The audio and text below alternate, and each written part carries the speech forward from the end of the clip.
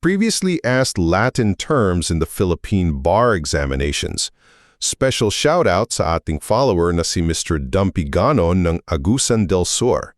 Okay, so pag-usapan natin ngayon ang legal principle na damnum absque injuria. Alam nyo, lumabas to sa bar exams mong 2007 at 2011, kaya mahalaga to.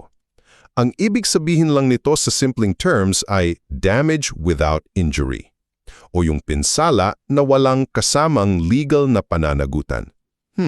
Paano yon? Let's break it down. Una, damnum. Ito yung mismong pinsala, yung lugi, o yung kapinsalaan na natamo ng isang tao. Pangalawa, injuria.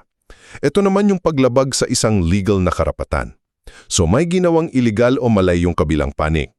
At panghuli, ito na yung buod ng lahat. Kahit na may damnum, may pinsala kang natamo, kung wala namang injuria o paglabag sa batas, hindi pwedeng managot sa batas yung taong nagdulot ng pinsala. Nangyayari to kapag ginagamit lang ng isang tao ang sarili niyang legal na karapatan. Halimbawa, may bagong tindahan na nagbukas katabi ng luma mong pwesto, tapos nalugi ka. Well, ginagamit lang ng may-ari ng bagong tindahan yung karapatan niyang magnegosyo, kaya wala siyang legal na pananagutan sa iyo. Para sa iba pang mga legal terms, i-follow nyo lang po ang aming page. At tandaan, ang content na ito ay para sa educational purposes lamang at hindi po ito legal na payo. Dahil umabot ka hanggang dulo, type pa shoutout para i-mention kita sa next learning video ka Law Requisites PH.